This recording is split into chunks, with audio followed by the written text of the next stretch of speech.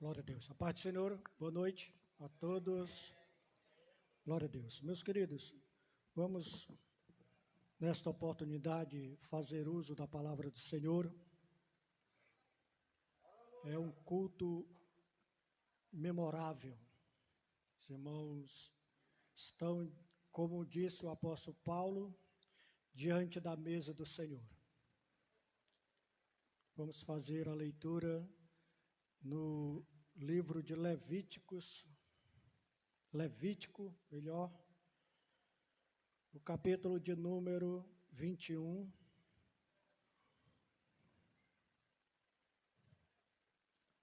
Levítico,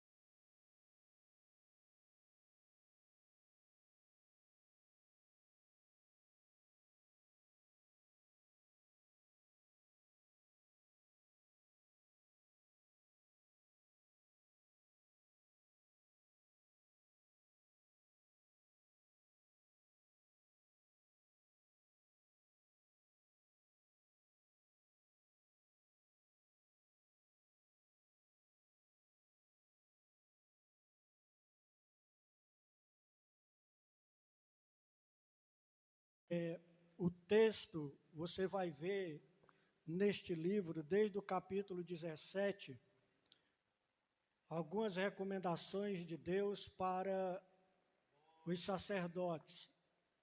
Afinal de contas, o que era, quem era e quem poderia exercer uma função de sacerdote. Diferente do profeta, o sacerdote, ele não era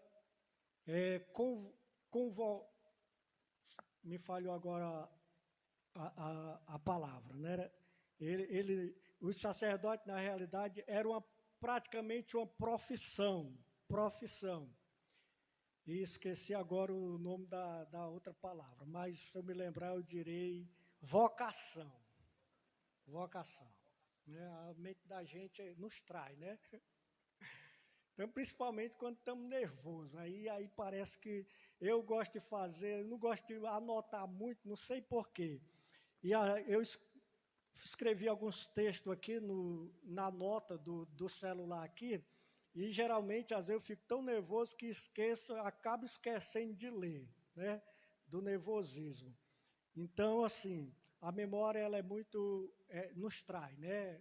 Nós somos falhos realmente. Então, diferente do profeta, que era vocacionado, os sacerdotes praticamente era uma profissão. Para quem não sabe, era uma profissão. E hereditária.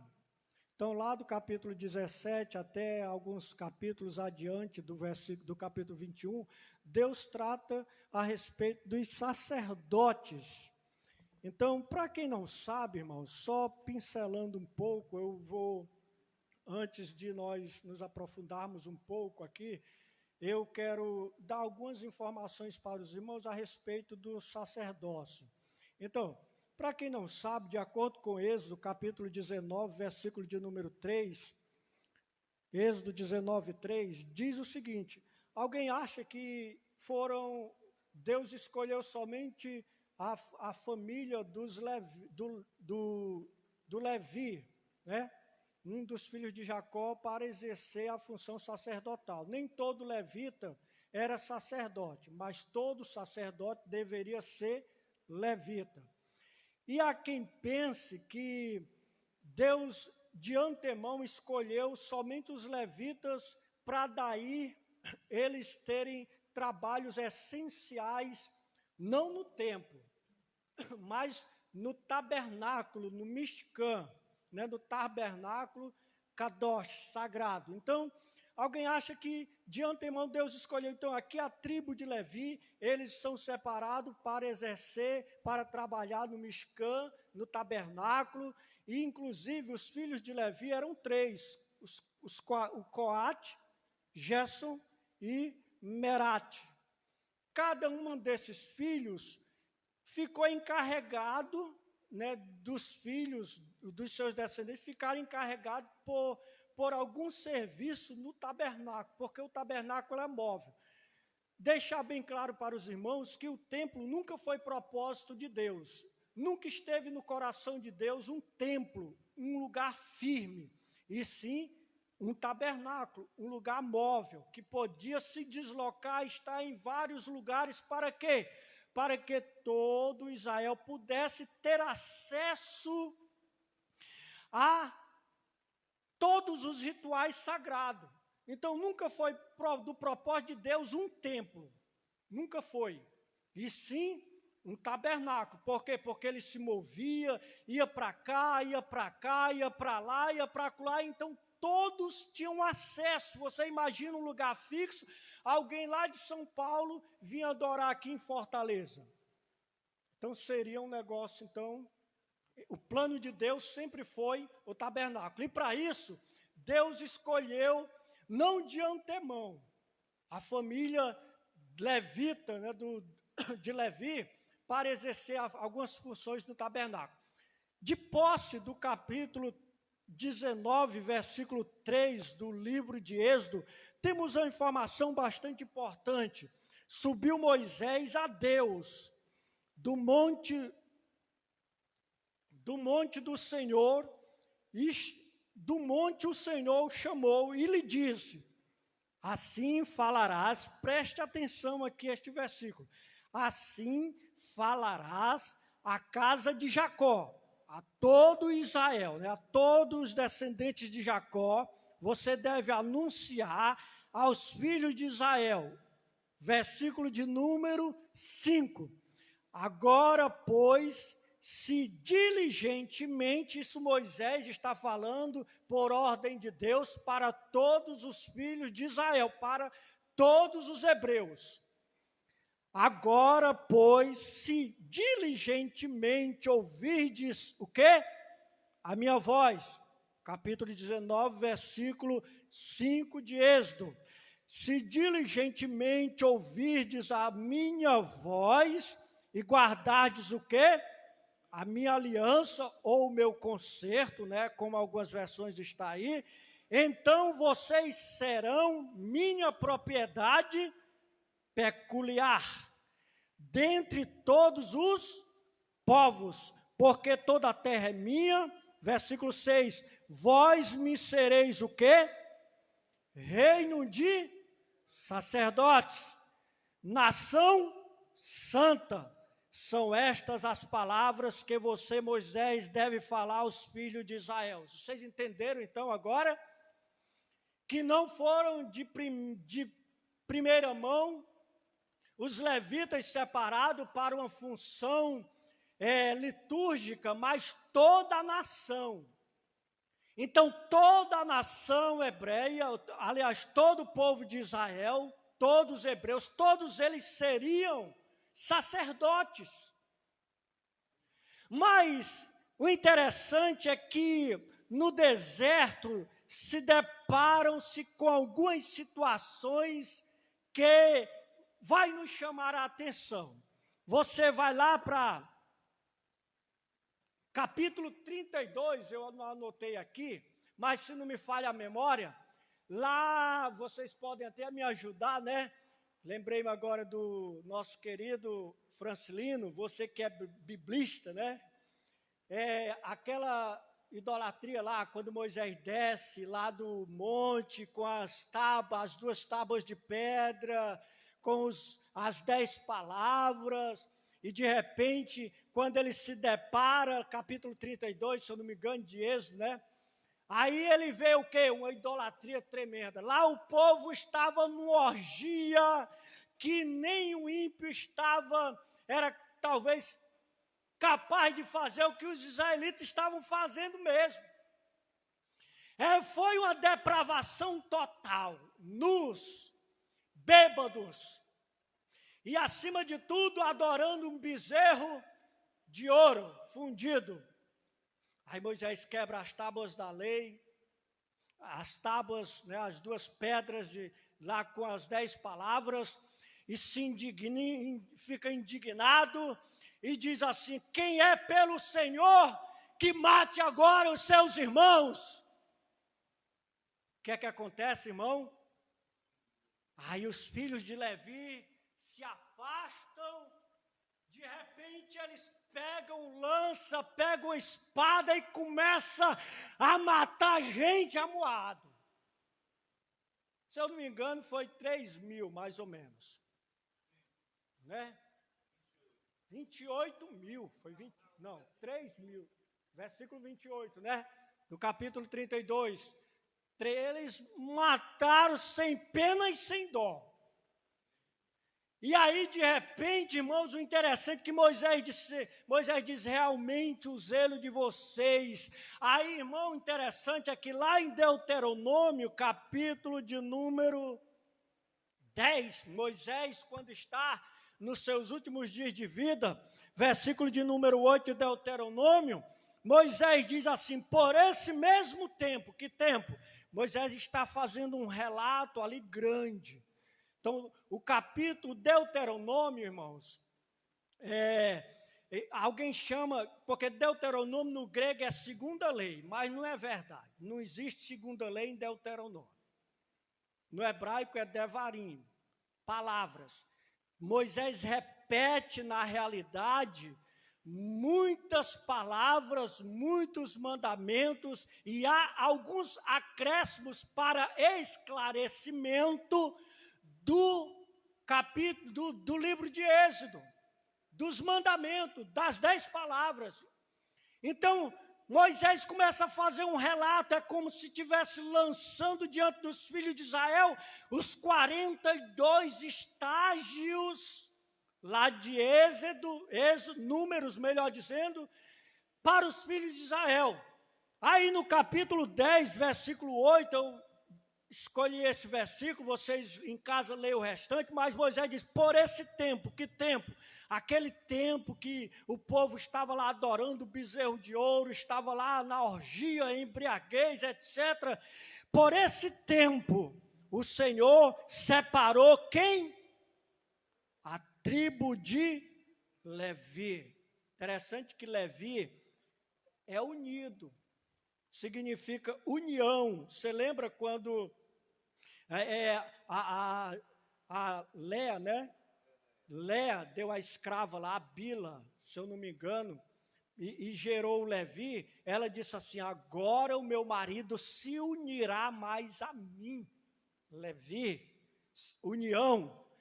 Então, faz jus este nome, porque foi um povo que realmente se uniu de braços fechados, assim agarrando a aliança do Senhor. Aí, o versículo 8 diz o seguinte: por esse tempo o Senhor separou a tribo de Levi para levar a arca do concerto, a arca da aliança do Senhor, para estar diante do Senhor, para o servir e para abençoar em seu nome até o dia de hoje. Então, aqui nesse relato, Moisés traz a memória, e se você for lá para o capítulo 32 de Êxodo, você vai ver que Deus separa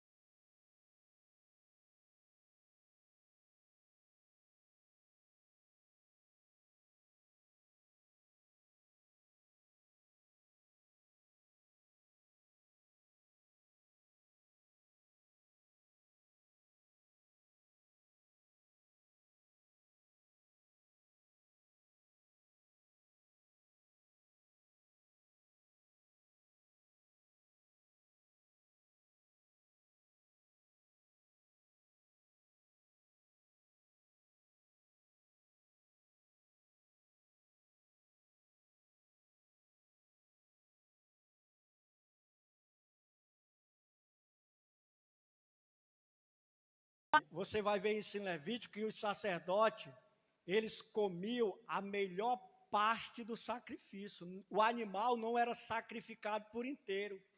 Havia uma oferta por nome balançada. Oferta balançada. Até hoje se estuda esse tipo de oferta. Alguém conjectura de que alguém pegava o animal, o sacerdote e aquela pessoa que levava o animal, eles balançavam o animal, então era uma oferta balançada. Então os sacerdotes às vezes ficavam com a melhor parte do animal. Você lembra dos filhos de Samuel, dos filhos de Eli, que eles comiam antes do sacrifício ser feito? Está lá na Bíblia, por isso Deus se indignou com tais atos. Munido dessa informação que eu passei para os irmãos, nós queremos levar os irmãos lá para a carta de Pedro. Primeira carta de Pedro, capítulo de número 2, versículo de número 5. Sim, irmão, você está falando de sacerdote, do templo lá, que a nação de Israel sacrificava animais para encobrir pecados e tal, e coisa assim, que eu estou cansado de ouvir. Você pode até falar isso. O que é que tem isso a ver comigo? Pedro, ele nos dá uma informação importante no capítulo 2 da sua primeira carta, versículo de número 5, quando ele diz, também falando para a igreja do Senhor, também vós mesmos, como pedras que vivem, sois edificados casas espiritual, para serdes o quê? Sacerdote santo, a fim de oferecerdes o quê? Sacrifício espirituais, agradáveis a Deus, por intermédio de quem? Jesus Cristo. Todo o Antigo Testamento, versátil, né, escritor aos Hebreus, ele conhecedor de todos os rituais do povo hebreu, ele chegou a dizer que as coisas passadas, aquilo que estava escrito na lei, tudo aquilo que foi entregue a Moisés e repassado para o povo, é sombra das coisas futuras. Chega a dizer que Jesus Cristo é o nosso sumo sacerdote perfeito, sem pecado, imaculado, que uma vez entrando no Santo dos Santos, com seu sangue ofereceu sacrifício a Deus em resgate de pecadores, como nós. Tudo isso, diz o escritor aos Hebreus, que era sombra. Mas, irmãos, o que eu estou dizendo nessa introdução, para você ficar atento no que eu acabei de ler, em Levítico 21, capítulo de número 15, fala de pureza. O que tem a ver, então, este ofício de sacerdote com nós, a igreja do Senhor no século 21? Se você não pega o animal, não sacrifica, você pode dizer, eu já sou lavado com o sangue do Cordeiro, já sou purificado, amém?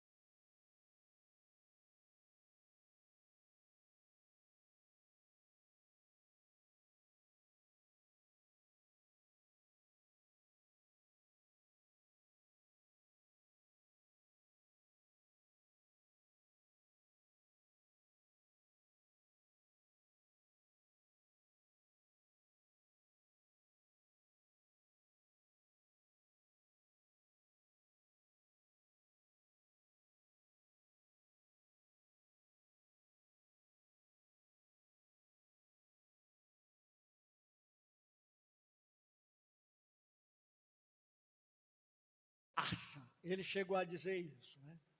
Não existe isso, né? Isso não existe. A teologia, às vezes, quer enfeitar as coisas.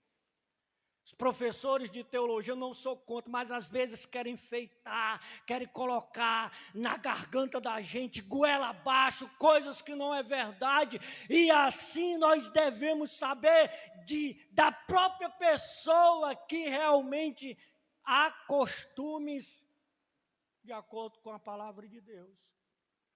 Uma informação para você, quando você estiver pregando por aí, não diga que o sacerdote andava com sininho não, viu? Ele não era nem doido de entrar lá, nem entrava. Mas veja bem, o versículo 15 diz o quê? Para não, algumas versões diz não profanar. Em algumas versões está escrita para não profanar. Ou seja, você não confundir as coisas.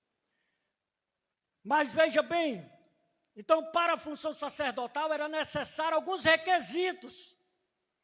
Era preciso, irmãos, isso alguém até acha que Deus fez acepção de pessoas. Mas vamos lá para o versículo de número 17. Fala a Arão, Deus mandando Moisés falar a Arão, olha, teus filhos, né, o versículo 15 que eu li, teus filhos, teus descendentes sejam puros, porque eu os ordenei como sacerdote. Agora, alguns requisitos. Nem todos aí podem ser sacerdote, não. Viu? Porque tem gente que briga por um cargo, né? Mata o outro. O pastor, esqueci agora o nome dele, Ricardo Gondim, né? Ele escreveu um livro, por nome É Proibido. Eu tenho esse livro, eu achei interessante, só pelo título, e comprei esse livro, É Proibido.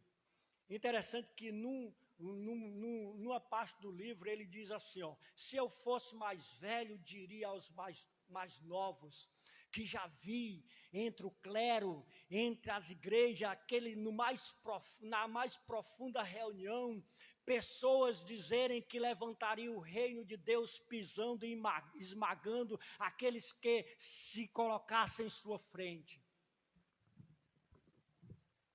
Palavras de Ricardo Gondim. Gondim, não é o nome dele? Ricardo Gondim? Não sei se ele ainda é crente, né? Estava com um negócio aí de uma doutrina estranha aí. Mas assim, então, no tempo que ele escreveu, né, é bastante interessante esse livro dele. Se vocês puderem comprar, por curiosidade, o título É Proibido, é o que me chamou a atenção, mas ele diz muitas coisas interessantes. Então, irmãos, para exercer a função sacerdotal era necessário alguns requisitos. Então, as pessoas às vezes, não é porque todo mundo é levita aí. Eu escolhi a tribo de Levi para me servir, para trabalhar no tabernáculo, mas nem todos vão ser sacerdotes. Tem alguns requisitos, Moisés, que é necessário para que eles exerçam a função sacerdotal. E Moisés escutando, agora tu fala para os filhos de Arão. Quais são os requisitos?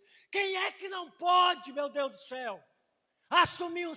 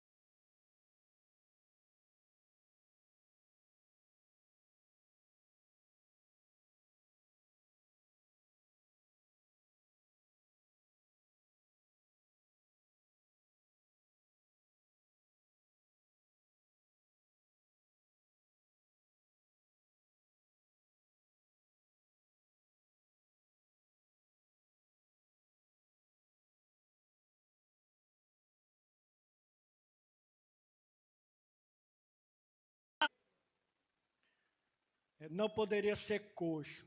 O que é uma pessoa coxa? Pessoa aleijada. Coxo geralmente é aquela pessoa que tem uma perna mais curta, né? Ora ele está embaixo, ora está em cima, ora está embaixo, ora está em cima. Não é caçoando de ninguém, não. É só assim, para os irmãos entenderem, né? Tem crente que ora está embaixo, ora está em cima. Tem hora que ele é um fogo que ninguém apaga, mas tem hora que ele é fumaça que faz todo mundo chorar. Você já viu lamparina? Eu sou do tempo da lamparina, tenho 46 anos, mas sou do tempo da lamparina. Lá, a casinha de taipa, a mãe acendia uma lamparina no canto, a lamparina no outro. Quando faltava gasolina, querosene, aí ela começava a fazer assim, ó, soltando aqueles torrão. A hasteira era mais preta do que essas caixas. Se a gente chegasse perto, a gente chorava de tanta fumaça nos olhos. Tem crente que é desse jeito, tem hora que está em cima, pegando fogo, iluminando todo mundo. É aquele povo que lá de Isaías que diz assim, não toca em mim, porque eu sou mais santo do que tu. Mas tem hora que está lá embaixo, fazendo todo mundo chorar, só fumaça. Lamentavelmente, nós não desejamos, isso para ninguém, que o nível seja o mesmo em todo tempo, que é difícil, mas que seja nivelado sempre naquele mesmo nível a sua pessoa. E dá trabalho, coxo para correr, né? Não acompanha você não. Você tem, vamos lá para o outro. Vamos lá. Para ser sacerdote não pode ser cego, não pode ser coxo. Terceiro, essa palavra em hebraico, irmão, é uma palavra muito difícil de ser traduzida. Af significa nariz, af. Mas no texto original não existe essa palavra af. Certo?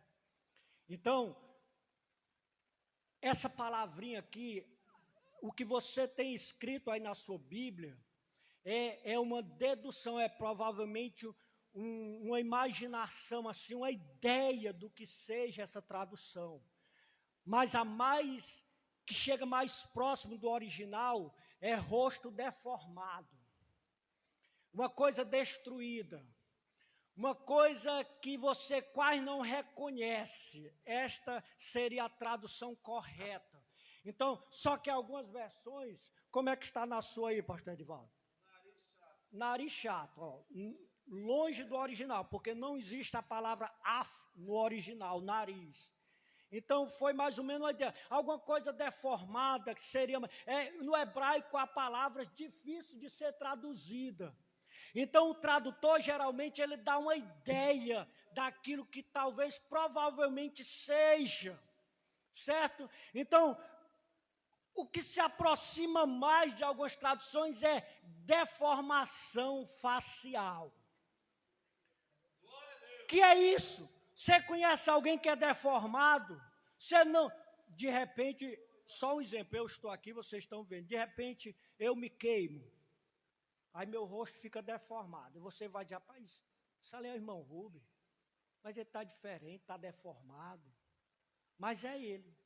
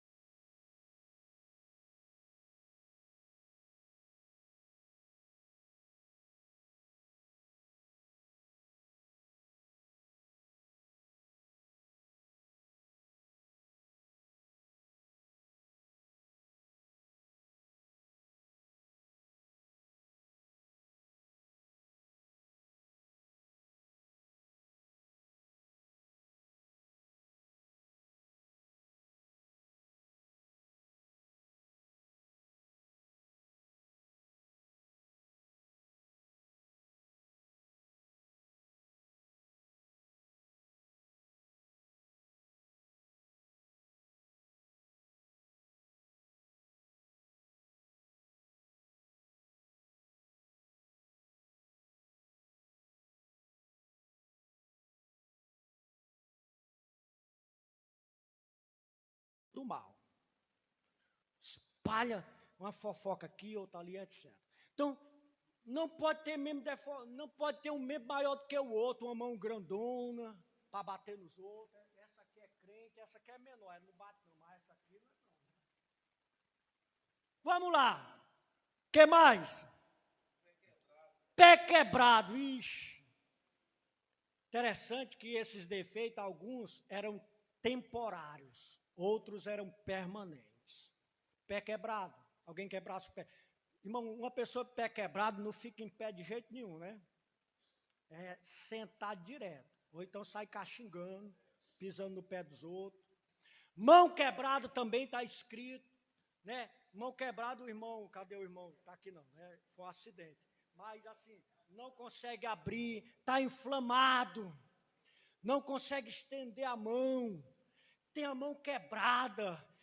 Quando vai para o cinema gasta R$100, mas na oferta bota 50. Tem a mão quebrada, para a casa de Deus, né? Pode ser sacerdote não, pode não. Mas nós vamos ver o que é que ele pode. Essas pessoas defeituosas, elas podem alguma coisa. Não podem exercer a função sacerdotal. O que é que diz ainda? Mão, pé quebrado. Não.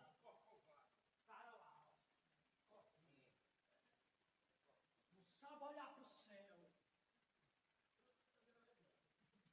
Um corcunda, ele não consegue olhar para o céu, precisa ir para a sinagoga para encontrar Jesus, para ele colocar as mãos sobre ele e se levantar. Você lembra lá daquela mulher, há quantos anos ela vivia curvada? Aí foi preciso Jesus colocar a mão no bico de papagaio dela e se levanta, mulher, corcunda não olha para o céu. Só olha para as coisas terrenas. Filipenses, o apóstolo Paulo diz, assim como ressuscitaste com Cristo, olhai para o céu, buscai as coisas que estão acima, sentado junto com ele. Você já viu aquele crente que só olha para baixo? Irmão, olha, uma pessoa triste entristece a outra. Contamina a tristeza. Pessoa triste contamina. Então, não olhe para o céu, o defeito dele é lá embaixo. Não consegue olhar para cima, só para a terra, ver as dificuldades. Outra coisa. Corcovado, aqui o cabo não quer, é anão. Também não pode ser anão. Quer dizer, não cresce espiritualmente. O escritor aos Hebreus, ele diz, vocês ainda são meninos, necessitais de leite. Vocês precisam comer coisas sólidas.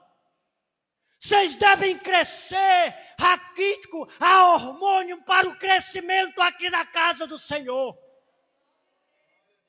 Antigamente não existia, mas hoje, se uma criança nasce com nanismo, ela imediatamente é levada aos hospitais e lá os médicos tratam dela e empurram o hormônio e alguma coisa mais, e ela vai crescendo, crescendo até atingir a estatura de varão perfeito, glória a Deus. Assim é o cristão, peixinho de aquário, gatinho de apartamento.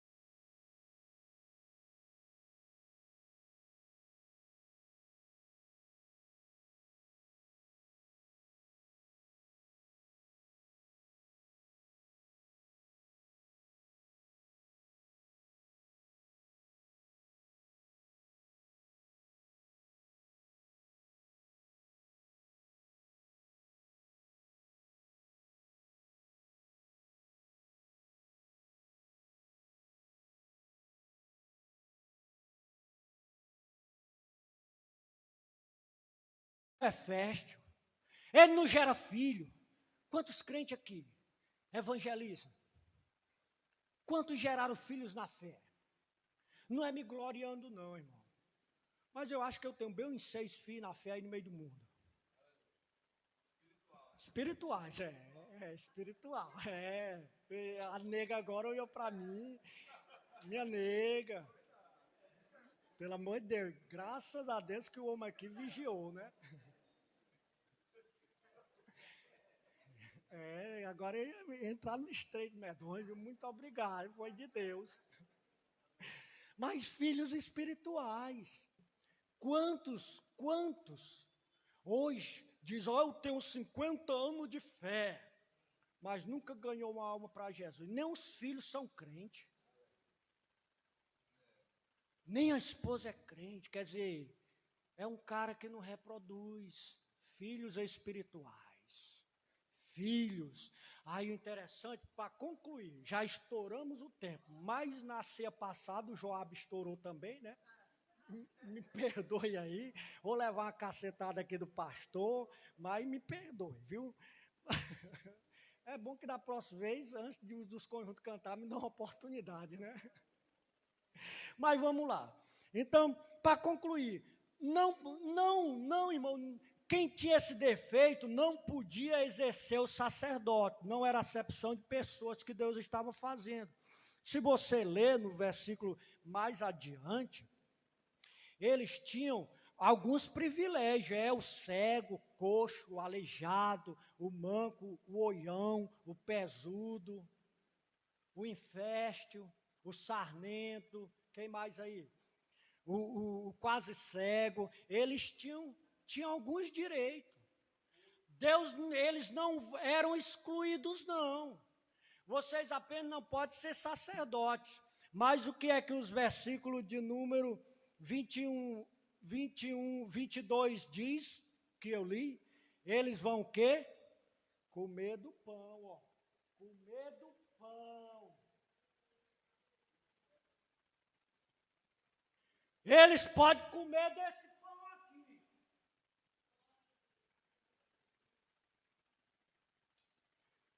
Para nós estarmos aqui, não foi preciso um sacrifício que muitos ainda não reconhecem.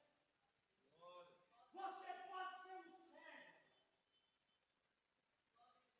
Isaías capítulo 42, versículo de número 12, 13, se eu não me engano, por muito tempo eu me calei, estive em silêncio e me contive, mas eis que agora eu irei gritar, assim como a parturiente, esbaforido estarei, ofegante, mas irei dar gritos. Toma esta palavra para mim. Você pode ser um ceguinho, você pode estar aqui, você pode até, esses defeitos físicos pode até não ser visto, mas espiritualmente eles estão lá no porão da alma de alguém. E Deus não expulsou nenhum dos filhos de Levi, apenas não deu a função que muitos desejavam. Mas Deus disse, eu não vou expulsar nenhum, vão todos estarem aí na congregação. Eles vão comer do pão. Vamos continuar lendo? Vão comer do pão de Deus, do seu Deus, tanto do Santíssimo como do Santo.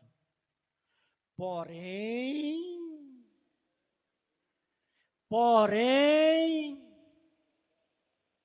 até o véu não entrará, nem se chegará ao altar, porque tem defeito para não profanar os meus santuários, porque eu sou o Senhor.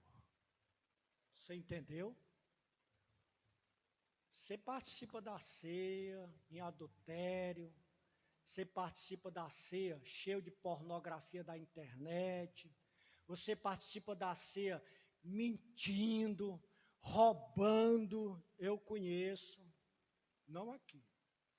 Você participa da ceia enganando tua mulher, teu esposo, não dando honra à tua mulher, não dando honra ao teu esposo, não honrando teu pai nem tua mãe.